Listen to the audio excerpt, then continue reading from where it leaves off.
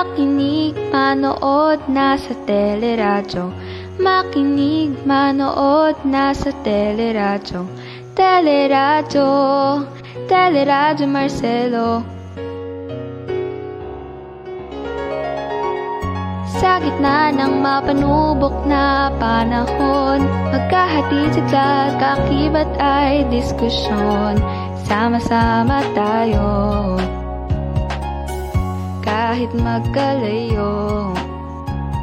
Sa programang ito, tiyak ang pagkatuto. Teleradyo, Teleradyo Marcelo. Teleradyo, Teleradyo Marcelo. Teleradyo, Teleradyo. Magandang buhay sa lahat ng ating mga tagapakinig. Ito ang Teleradyo Marcelo, ang telearalan ng bawat Delpilarian. Ako ang inyong lingkod, Binibining Bernadette S. Calonzo, mula sa Marcelo H. Del Pilar National High School. Handa na ba ang lahat? Siguraduhin na isagawa na ang inyong iba't ibang gawain dahil sa ilang sandali lamang magsisimula na ang ating talakayan. Magandang araw sa ating mga masisipag na mag-aaral. Narito si Ginoong Reymarc Madlangsakay upang samahan tayo sa hagdan ng pagkatuto sa asignaturang 21st Century Literature from the Philippines and the World. Aasahan naming pagkatapos ng leksyon ay kaya na ninyong gawin ang mga ipagagawa ng ating guro. Huwag na nating patagalin pa, narito si Ginoong Madlangsakay upang tayo'y magsimula. Makinig, manood, nasa teleradyo. Makinig, manood, nasa teleradyo. Teleradyo, Teleradyo Marcelo.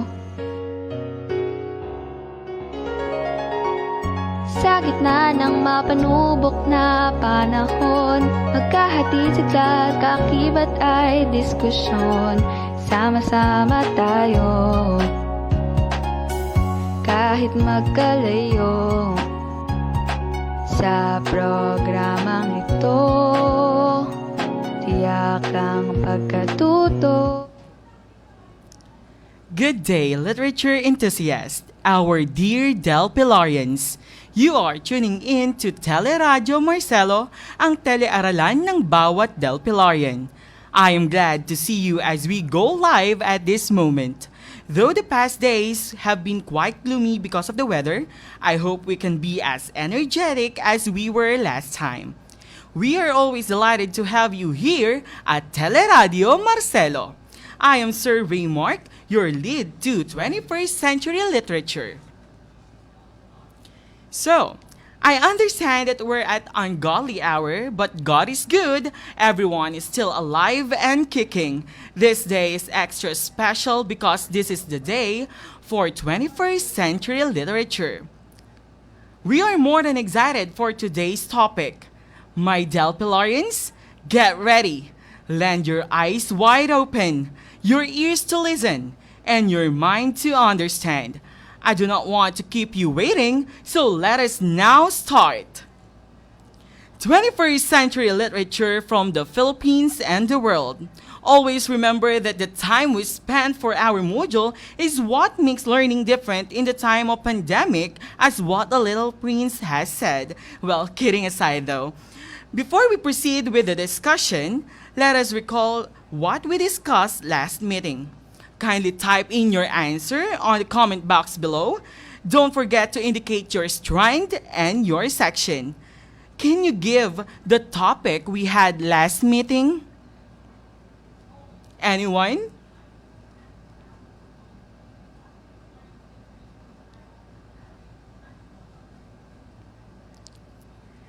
Very good. Our last meeting's topic is all about the magical realism.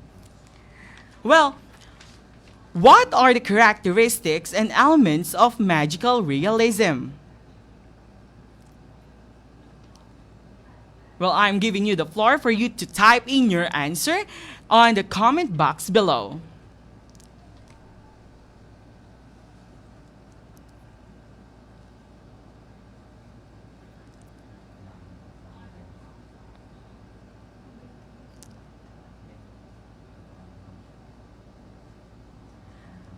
Well, great. So I receive the answer coming from one of our students. So the answers are realistic setting, magical elements, limited information, critic, and unique plot structure. Well done, Delpilarians. It seems that you recalled the previous topic well. And at this juncture, I prepared a simple activity that is related to the topic that I will be presenting to you. Are you ready? Are you ready, guys? Well, I'm going to show you some pictures of some foreign personalities, and you need to identify the famous brand they were featured. Well, I think you're all ready. So let's start and let's begin with our first photo.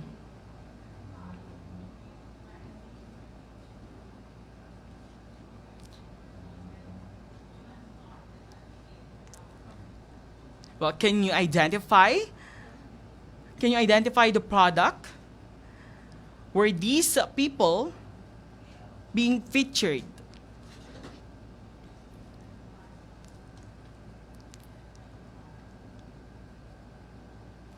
Well, I'm waiting for your comments.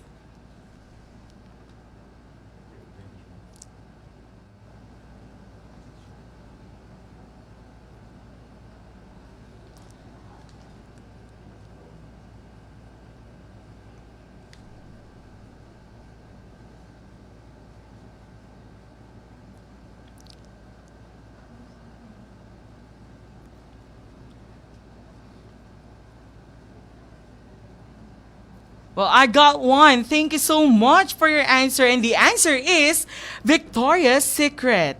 Okay. What about the photo number 2?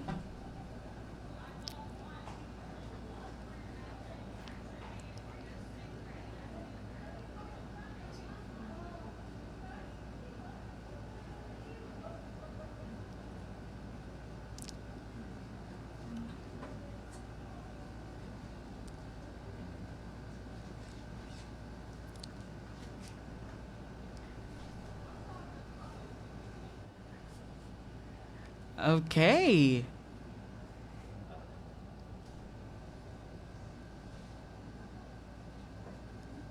So what do you think is the product?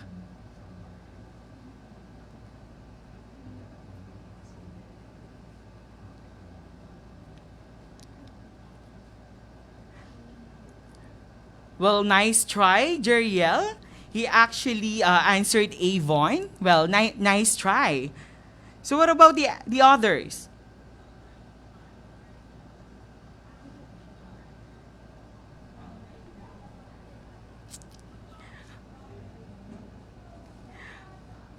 So from Lexter Castro, it's hair products. Well, once again, nice try. So it's not hair products, but a little. Well, this is actually popular. Well, the product was actually popular, especially to those women who wants to maintain their beauty, right? So okay, so there's one who answered correctly, and that is Mark Bryant de Guzman from 12 STEM C. Congratulations. The answer is L'Oreal. Okay, next photo.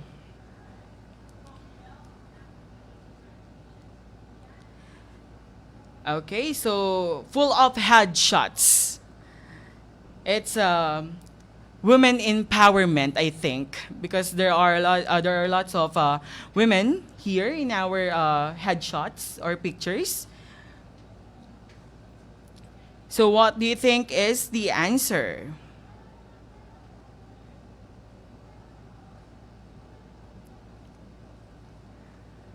Okay, so most of our students said it's Dove. Well, well, no, but nice try. It's not Dove.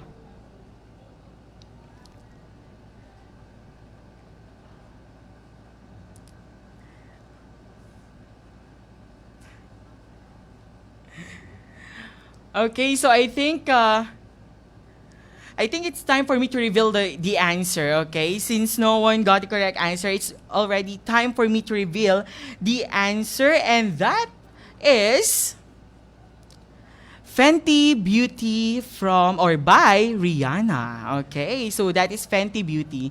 Well, this is my first time to hear these beauty products about Fenty Beauty, but I think it is very good in our skins. Well, thank you so much to our participants. Thank you. And now, this game will actually really make you more engaged and interested to learn about our topic for today. So before we move on to our discussion, and we're going to resume our discussion right after this break. Makinig, manood, nasa teleradyo. Makinig, manood, nasa teleradyo. Teleradyo, Teleradyo Marcelo. Sa gitna ng mapanubok na panahon, magkahatid sa kakibat ay diskusyon.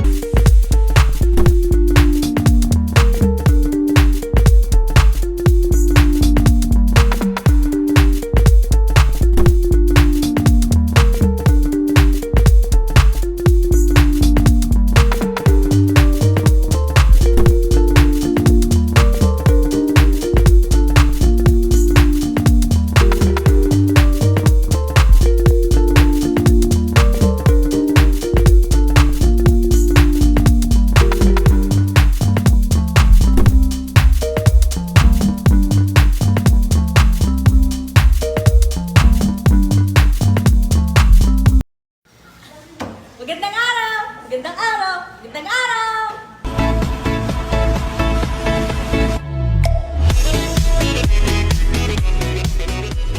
Magandang araw! Mula sa Aklatan Gabriel A. Bernardo ng Marcelo H. Del Pilar National High School. Ngayong araw, aalamin natin kung ano ang mga librong binabasa ng ating mga bagong Del Pilarians o ng mga grade 7. Narito si Shelly ng grade 7 SPSTE Casimiro del Rosario upang ibahagi ang librong kanyang nabasa. Ang book po na nabasa ko na ay ang book 1, The Bad Beginning, ng A Series of Unfortunate Events. Sino yung author at saka tungkol saan yan? Ang author po ay si Lemony Snicket at ang book po na ito ay tungkol po sa tatlong magkakapatid na naulila dahil po namatay ang kanilang mga magulang sa isang sunog na naganap sa kanilang mansyon. Nang mawalan po sila ng bahay, mga magulang at mga ari-arian, inampon po sila ng kanilang tito na ang pangalan ay Count Olaf. Ang tito po nila na ang pangalan ay Count Olaf ay masama at dito po umiikot ang kwento. Pwede mo bang ibahagi sa amin kung ano ang pinaka-paborito mong nangyari dun sa libro? Ang pinaka-paborito ko pong nangyari sa libro, yung nakilala po nila si Justice Ross na kapitbahay po ni Count Olaf na napakabait po sa kanila. Siya din po yung magpapahiram po ng mga libro, tsaka po tumutulong sa Baudelaire Sisters or ang magkakapatid na Baudelaire kapag po inuutusan sila ng kanilang tita ng mahihirap na gawain. Di ba maraming maraming tauhan? Siyempre, meron ka dyang favorite tsaka least favorite. Sino mo ni paborito mo? Ang paborito ko po ay si Gloss dahil napakatalino po niya, tsaka po, magaling po siya sa grammar. Sino naman yung pinakaayaw mo? Pinakaayaw ko po yung tito po nila na sobrang sama. Kasi po, halos lahat po ng hindi po gawain ng bata, pinagagawa po niya sa magkakapatid na hindi naman po nila alam kung paano gawin. Di ba 13 books yan? Nasa book 1 ka pa lang. Na-excite ka bang basahin yung mga kasunod pa? Kasi po, ano po siya, exciting po yung story po. Tsaka po, iniisip ko din po kung magkakaroon po ba ng service sa buhay ng magkakapatid. Salamat, Shelly! Katulad din ba kayo ni Shelly na mahilig magbasa? Kung gayon, ano pang hinihintay nyo? Bukas ang Aklatang Gab mula 7 a.m. hanggang 5 p.m. every school day. Ako si Arian Cervantes, grade 12 YUM student at ex-Libris volunteer. Laging tandaan na behind every great school is a great library.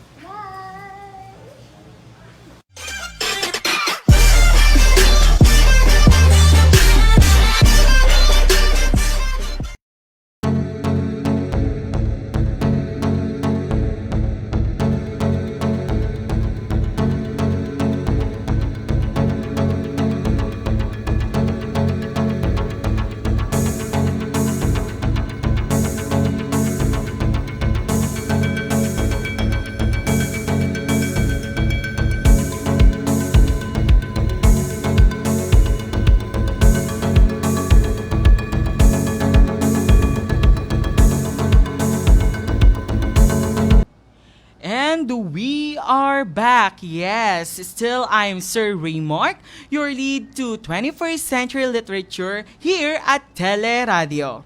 Now, based on the photos you have seen, what do you think is our topic as far as literature is concerned?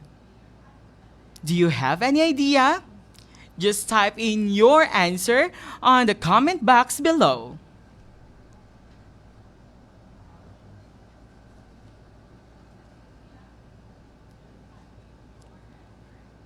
What do you think is our topic for today based on the photos that you have seen a while ago? And thank you so much, Francis Neil Harikal, for your answer. The answer is African literature. Very good.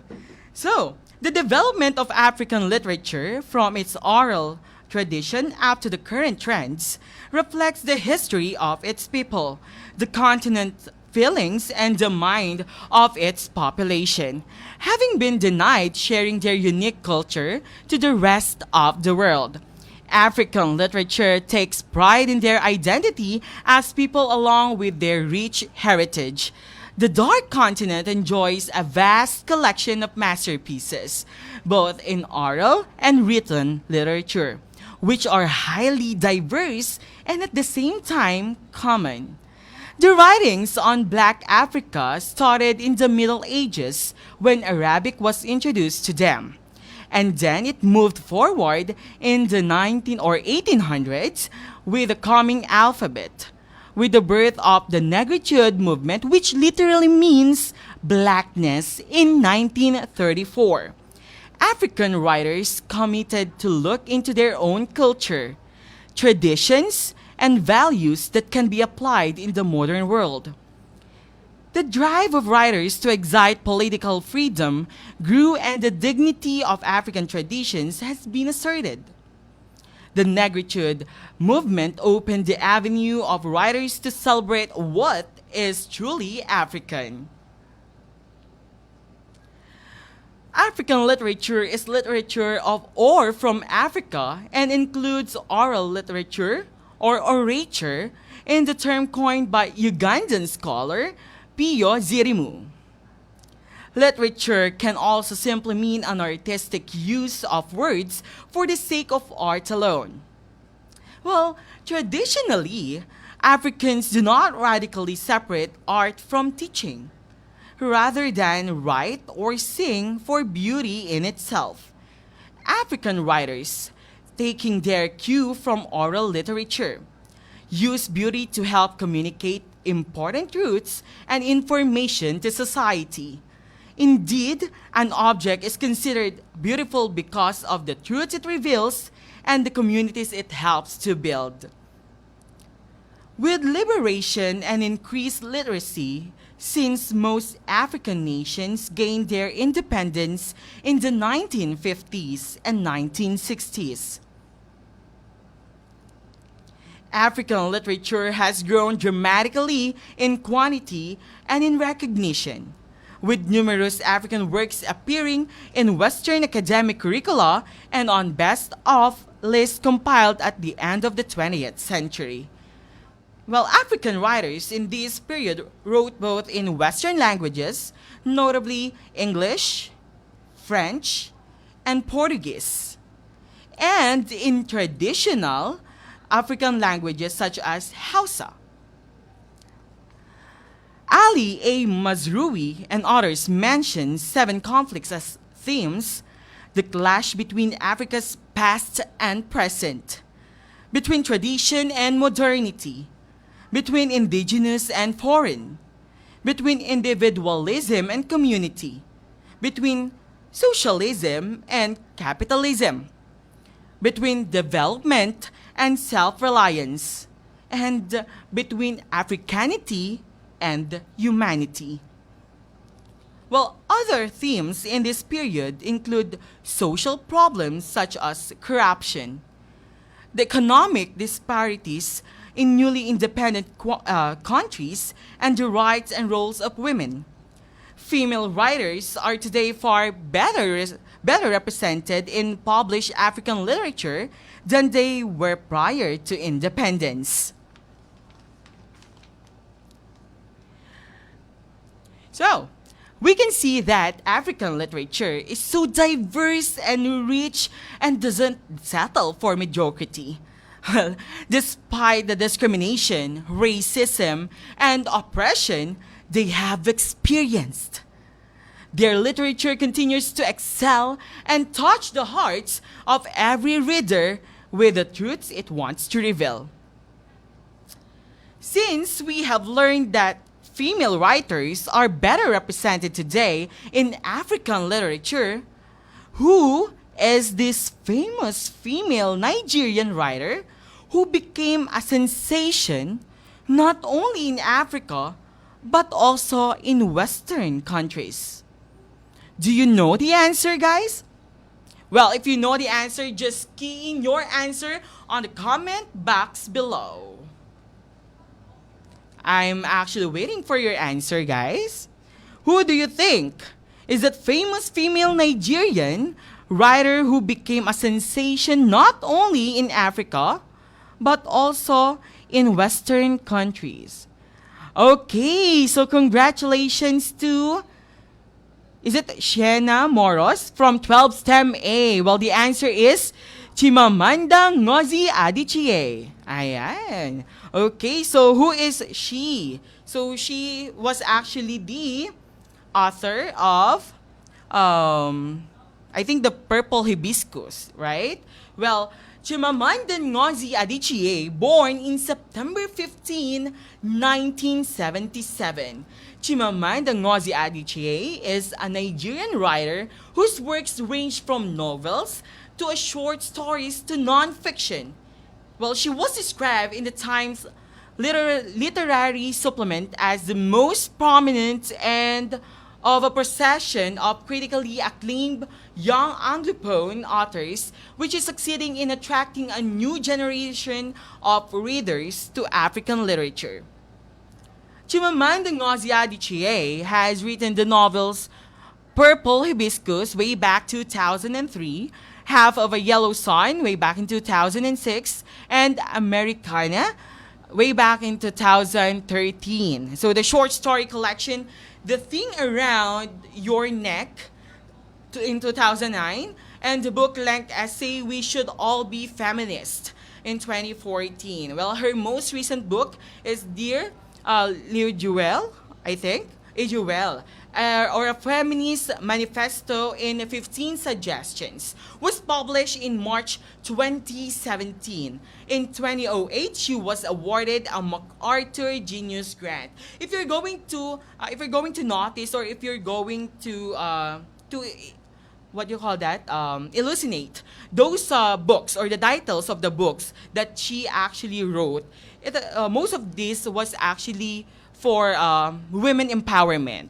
Well, I think because she is a woman, right? She honored being a woman, and she actually wants that women leads our sensational literature nowadays. Okay, so let us now hear the narration of one of her famous stories, which is Purple Hibiscus. So we are actually, we invited different students to narrate the story Purple Hibiscus. So guys, please watch this.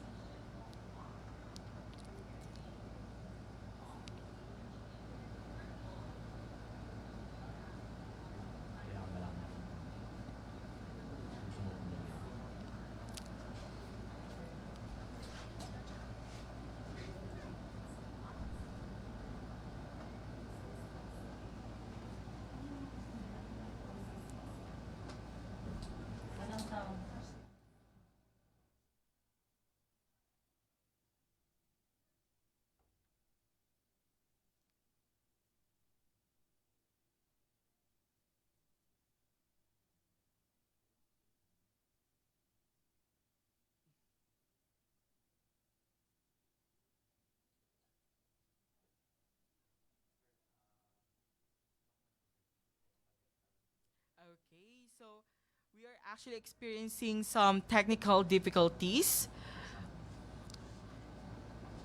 Okay, so we're experiencing some technical difficulties. So later on, we will be hearing those words coming from our students as they narrate the story about Purple Hibiscus by Chimamanda Ngozi Adichie. So before we move on to or before we resume this narration by the students, here is an infomercial first. And let's have a break first.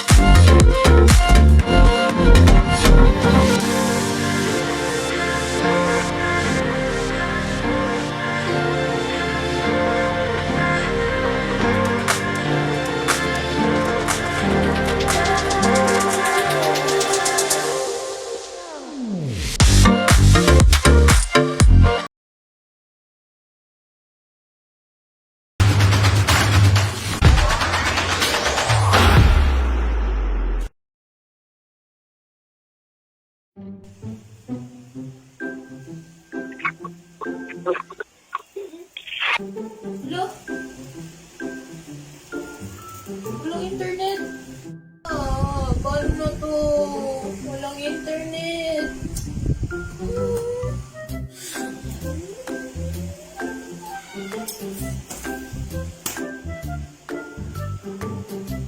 Ha?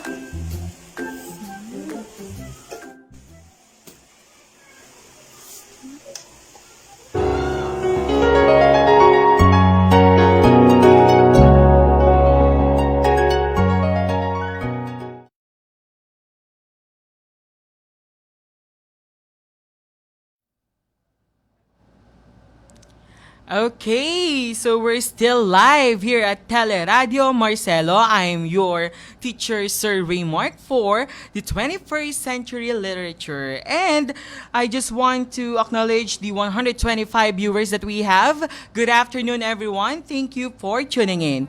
And now, let's resume our discussion. And let's try to hear the narration. Okay, so we're still experiencing some technical difficulties, but how are you doing, guys? To those 122 viewers that we have right now. Okay, thank you so much for tuning in, and this is the 21st Century Literature. As we have our recap a while ago, our topic is all about the African literature, and we are actually focusing on this famous Nigerian writer, which is Chimamanda Ngozi Adichie, which actually she is actually focusing on her works or her books. And her literature were actually about women empowerment and feminism. So I believe that women empowerment women can lead us through this different sensational literature that we have nowadays, especially when it comes to African literature, right? And also you guys, even you can create your own literature. Though to our students there, to the Delpilarians out there, if you really love to write and to create some stories, you can actually write your own story. You can actually write your own output, as long as that you have this inspiration, or maybe you have an imaginative mind, and then you need to just to focus yourself on one topic or one one subject. Then you can easily write your own artistic literature with you, right? So who knows? Someday you will become the next Chimamanda Ngozi Adichie, right? So let's have the famous Well, this is the famous story of from the story of Purple Hibiscus, written by Chimamanda Ngozi Adichie.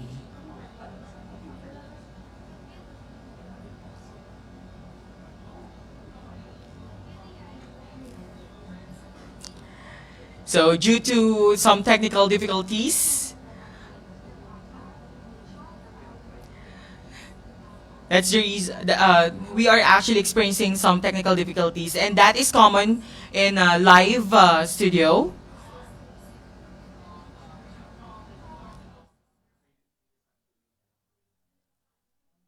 Okay, so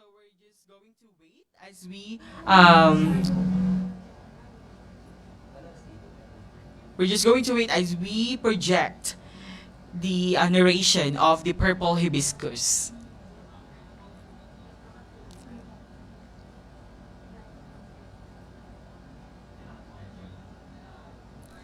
Cambiliite, the narrator, is a 15-year-old. Well, I would like to take this opportunity to thank everyone, to thank the 126 viewers for tuning in here at Teleradio Marcelo. And also, thank you so much for this opportunity and congratulations to the TWG of this Teleradio Marcelo. Okay. Breaking Mama's beloved figurines. Kambili then explained the events leading up to this scene.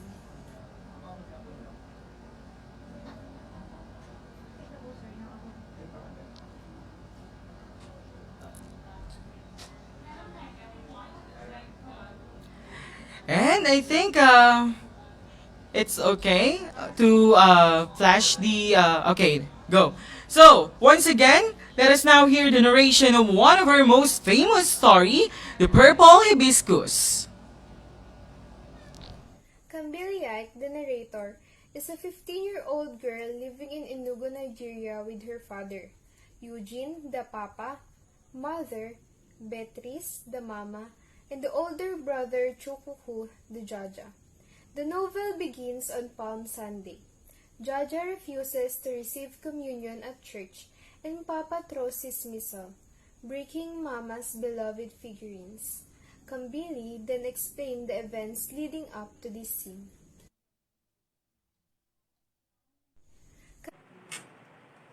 Papa, a wealthy factory owner, is an active philanthropist in public and an upstanding Catholic, but at home is a strict and violent authoritarian. He publishes a newspaper, The Standard, which is the only paper willing to criticize the new Nigerian head of state. Mama gets pregnant. After Mass one day, the family visits Father Benedict, their white priest. Mama feels sick and doesn't want to leave the car. When they return home, Papa beats Mama until she has a miscarriage. Later, Kambili takes her exams and comes second in her class, disappointing Papa. At Christmas, the family goes to their home village of Aba. Papa's father, Papa Nuku, lives there, but Papa doesn't speak up to him because his father sticks to his traditional religion and won't become Catholic. Kambili and Jaja visit Papa Nuku briefly. Auntie Ifyoma, Papa's widowed sister, and a university professor arrives in Aba as well. She seems fearless and willing to criticize both Papa and the government. Her children Amaka, Obiora, and Chima are precocious and outspoken. Ifyoma takes Jaja and Kambili to an Igbo festival. On Christmas, Papa feeds the whole village.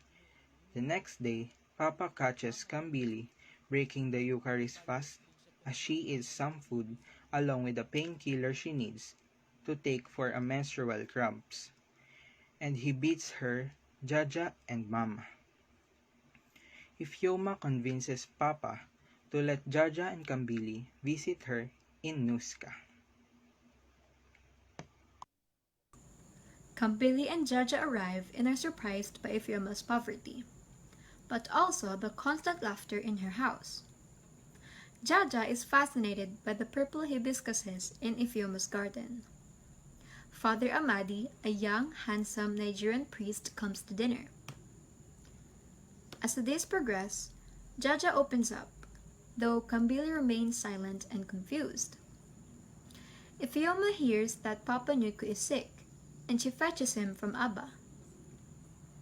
Amaka starts painting a picture of him. Father Amadi visits often, and Kambili finds herself attracted to him. One morning, Kambili observes Papa Nuku's morning ritual, which is similar to Catholic confession. Father Amadi takes Kambili to the local stadium. He makes her chase after him and tries to get her to talk. Kambili is confused by her feelings and his unpriestly demeanor. Papa finds out that Papa Nuku is staying in the house. The next morning, the family discovered that Papa Nuku has died in his sleep. Papa takes Jaja and Kambili back to Enugu, and Amaka gives Kambili her painting. Papa punishes Jaja and Kambili for not telling him they were staying in the same apartment as their grandfather, a pagan. By pouring boiling water on their feet, Papa and his editor, Aide Coker, decide to run a controversial story in the Standard. Soon after, Aide Coker is assassinated with a package bomb. One day, Kambili and Jaja are looking at the painting of Papa Nuku when Papa comes in. He beats Kambili severely, and she wakes up in the hospital. Papa agrees to let Jaja and Kambili return to Nuska. Ifeoma worries about losing her job for speaking out against the sole administrator appointed by the government. The university closes after a student riot. Men ransack Ifeoma's flat, trying to intimidate her. Kambili falls more deeply in love with Father Amadi, who seemed to attracted to her. Mama arrives one day after being beaten into another miscarriage. Papa takes his family home, and the next day is Palm Sunday, on which the novel begins, when Jaja stands up to Papa. After Palm Sunday, there is less fear and silence in the house. Ifeoma calls to say that she had been fired and is moving to America. Jaja and Kambili return to Nuska. Ifeoma takes them on a pilgrimage to Alpe, where Kambili sees vision of Virgin Mary and reaffirms her faith. Father Amabi leaves to do missionary work, and Kambili weeps and confesses her love for him. Ifeoma gets a visa and prepares to leave Nigeria. Papa is found dead at his desk, and they all go to Enugu. When Papa's autopsy is complete, Mama says that she poisoned him. The police arrives and Jaja takes responsibility for the crime. 3 years later, Kambili and Mama visits Jaja in prison to tell him that he will be released soon. Mama has grown withdrawn and rarely speaks. After the visit, Kambili feels hopeful about the future.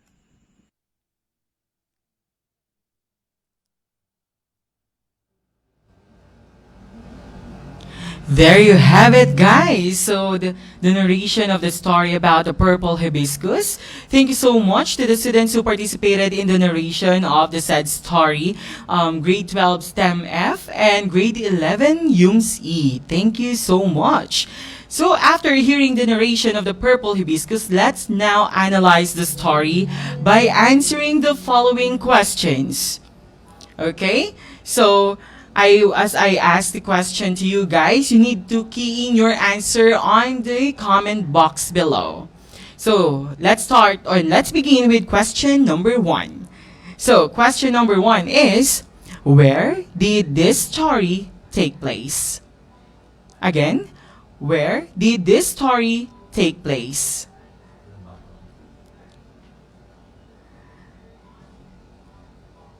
So, I'll be waiting for your answer.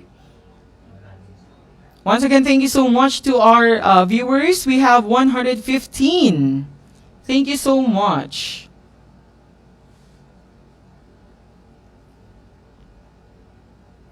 Okay, so I receive one comment from Carl Lawrence R. Carpio.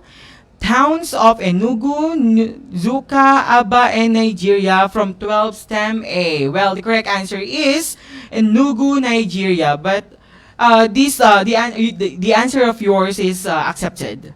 And let's proceed to our question number 2. How can you describe the setting of the story? Again, how can you describe the setting of the story? So just key in your answer on the comment box below.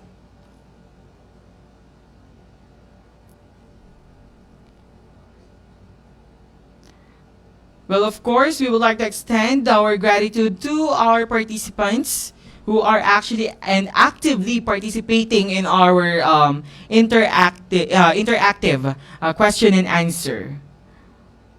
Okay, so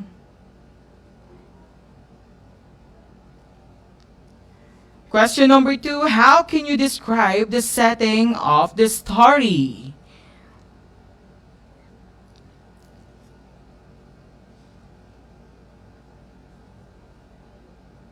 Okay, so I received the one answer, or actually two answers na, from Camille Candelaria of 12 STEM A and Jeriel Sevilla from 12 STEM B. So the answer is a place with devoted Catholics and people who criticize the government. Okay, thank you so much for those answers. So let's proceed to question number 3. So our question number 3 is, who were the main characters in the story? Again, who were the main characters in the story? Just type your answer on the comment box below. Okay, so from Shanna Moros of 12 STEM A, she answered Kambili Achike, Chukwoku or Jaja, Eugene Papa, Beatrice Mama. Okay, so those are the answers that we are looking for. Thank you so much, Shanna Moros. And now let's proceed to question number 4. Can you describe the qualities and traits of Kambili, Papa, Mama, and Jaja? Again, can you describe the qualities and traits of Kambili, Papa, Mama, and Jaja? This is a little bit long answer. We need a long answer for this question. Well, I think some of you are trying to what do you call that? Trying to participate, and I know that some of your thumbs are a little bit in pain right now because of typing the answer for this question.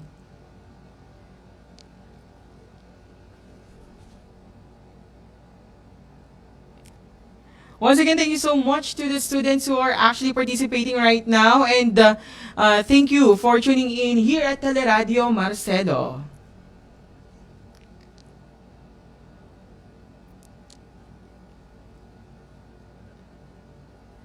Okay, so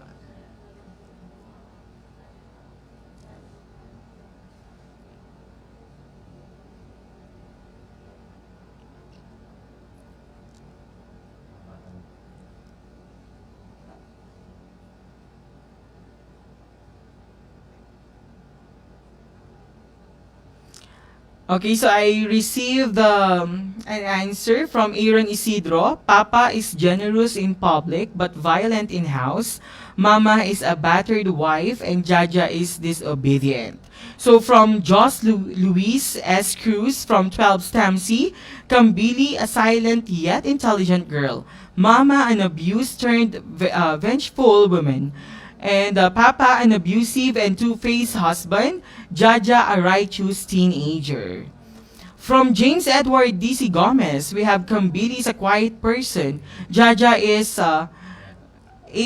older brother of Kambili. Papa, devoted Catholic.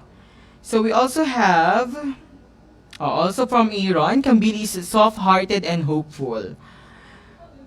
Camille Candelaria said, Papa, generous in public, violent in private. Mama, battered wife. Jaja, disobedient and doesn't appreciate and like religious practices. Kambili, soft-hearted and hopeful. Now, let's proceed to the answer for question number 4. So we have Eugene, the Papa, generous in public as he was a philanthropist, but at home, a violent authoritarian. Well, Beatrice, which is the mama, submissive, battered wife who cannot stand up against her violent husband. Chukwoku or Jaja, a quiet disobedient child who defies the religious practices. And Kambili, a soft-hearted and hopeful child. So those are the answers for question number 4. Now let's proceed to question number 5. So for the question number 5, what kind of problem was presented in the story? So what kind of problem was presented in the story? So I'll be waiting for your answer. Just key in your answer in the comment box below. Okay, so ang bilis nito ha. The answer of Jeriel Sevilla from 12 STEM B is domestic problem, and the correct answer is domestic problem. Very good. What about the 6th question?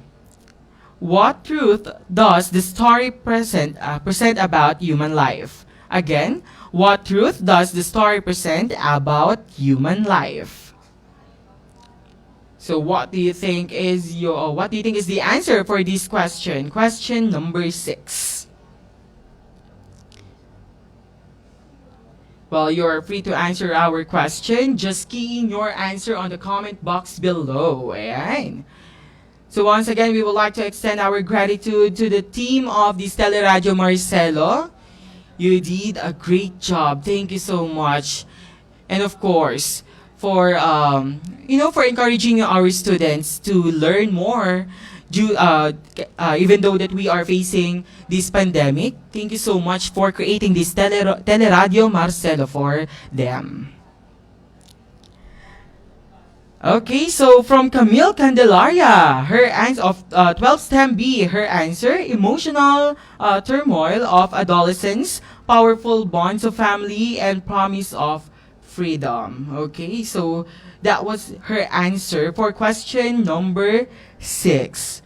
So from Aaron Isidro, emotional turmoil of adolescence. From Jeriel Sevilla, same thing, powerful bonds of family and promise of freedom. So what do you think is the answer for question number 6?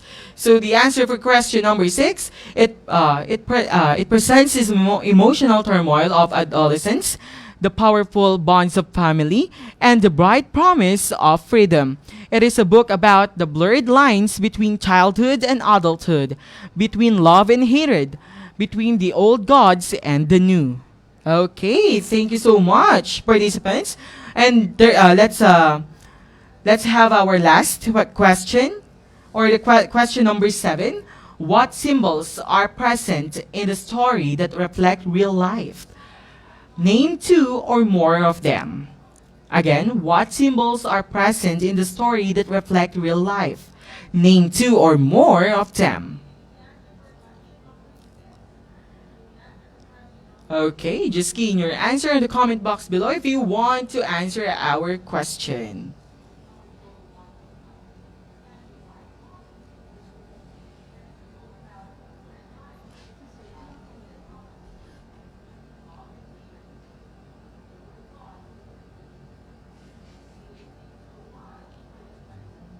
Okay, so James Edward D.C. Gomez from 12 STEM A, he said, purple hibiscus represents hope. Okay, good. So, from Mark Bryant de Guzman, the title itself, Purple Hibiscus, symbolizes the freedom Jaja achieved from his father. The abusive relationship in the family symbolizes the private maltreatment of women in families. Finally, the political movement in the background represents the happenings in the war where people get shot down for speaking up. Thank you so much. Nice analysis of yours. So from Haley Manyoza, Freedom and Hope. From Franz Sebastian, Purple Hibiscus of 12 stem C. Purple hibiscus is the personification of Jaja and is used as symbol of freedom which Jaja won from his father. Nice answer. From 12 stem F, Tricia May Roque, Purple hibiscus, freedom and individuality, Mama's figurines, submissiveness, and silence on the fear of Papa's violence. Okay, nice. So, to answer our question number 7,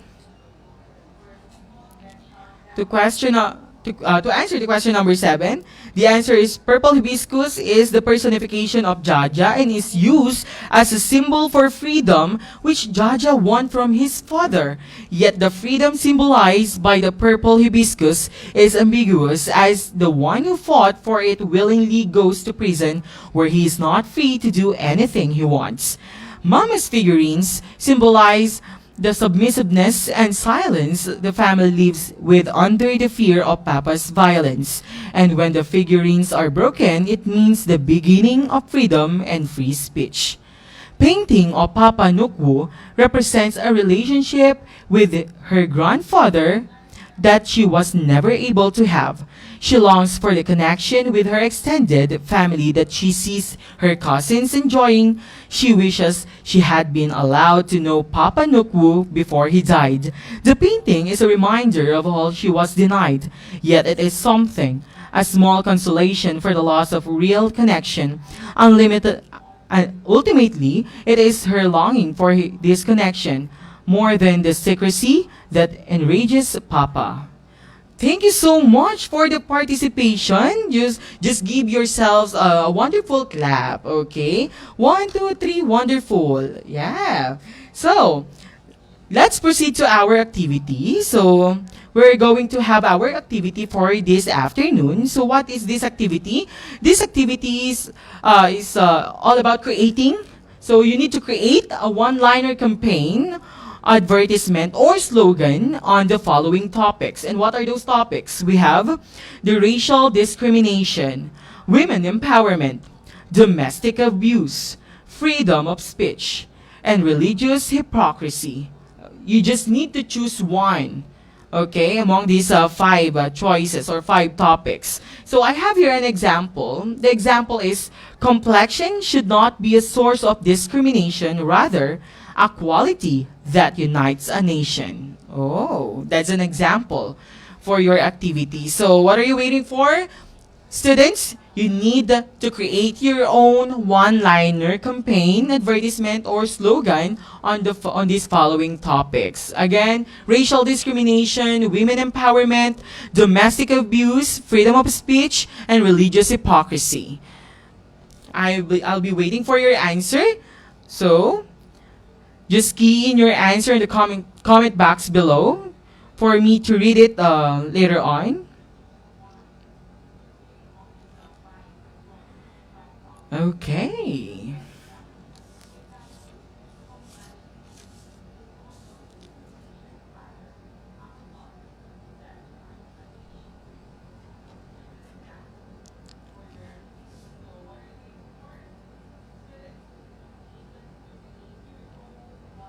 Well, I received 1. So it says that we have freedom of speech, but you get to watch what you say. Okay. We have freedom of speech, but you get to watch what you say.